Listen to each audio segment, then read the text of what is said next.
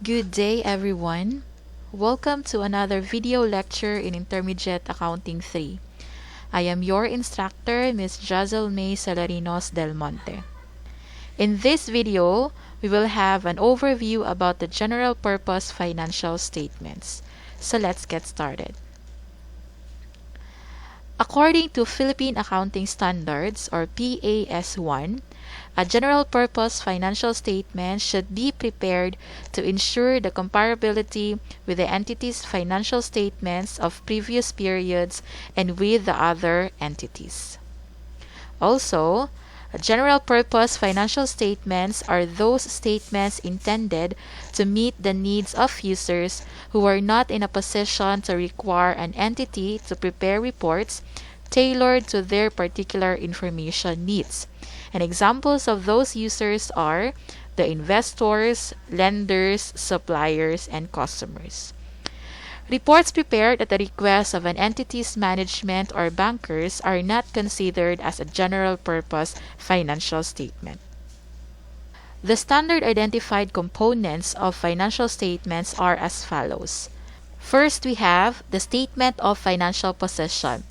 This shows the financial position of the company as to how the resources are distributed into different investments and composition of sources of those resources.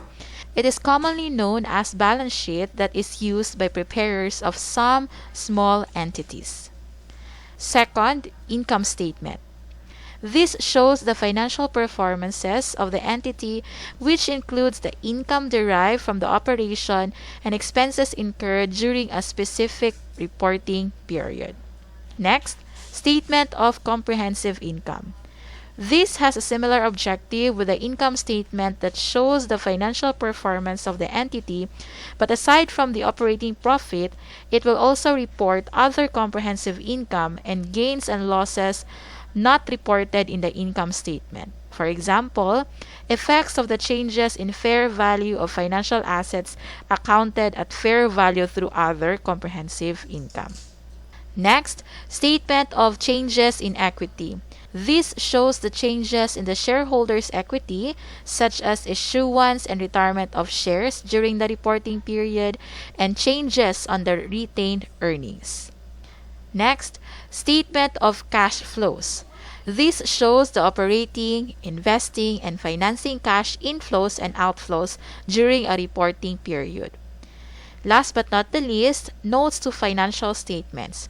This provides a narrative description or disaggregation of items presented in the financial statements and information about items that do not qualify for recognition. What is the objective of financial statements? The objective of a general-purpose financial statement is to provide information about financial position, financial performance, and cash flows of an entity that is useful to a wide range of users in making economic decisions.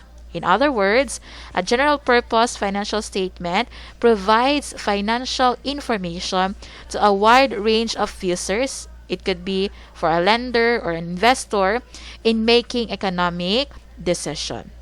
A secondary objective of financial statement is to show the results of the management stewardship of the resources entrusted to it.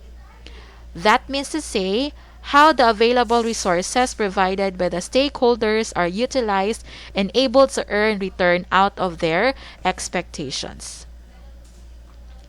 To meet this objective, financial statement provides information about the following. First, assets, liabilities, and equity, which are shown on statement of financial position. Income and expenses, including gains and losses, as reflected in the income statement and statement of comprehensive income. Contributions by and distributions to owners in their capacity as owners, which are shown in the statement of changes in equity. And last but not the least, cash flows, which shows the detailed changes in the cash balance. The standard also requires the minimum structures and contents of the financial statements. First, the name of the reporting entity or other means of identification, and any changes in that information from the end of the preceding reporting period. Second, whether the financial statements are of an individual entity or a group of entities. If the FS prepared comprises a group of entities, it must be consolidated. Third, the date of the end of the reporting period or the period covered by the set of financial statements or notes. Usually, for a general purpose financial statement, it is prepared on an annual basis. Thus, the statement shall present a one-year round transaction. Next is the presentation currency as defined in PAS 21. One of the underlying assumptions in accounting is the monetary unit. That being said, a uniform currency shall be used in reporting transactions in the financial statement. In the case that the company has multiple currency, it must only use one presentation currency. And lastly, the level of rounding used in presenting amounts in the financial statements. Of course, it is inevitable to have encountered amounts that are fractional. The financial statement should present a uniform level of rounding of decimal places. So that's the end of this video lecture. For more knowledge, you may also refer to these sources to help you further understand the lesson.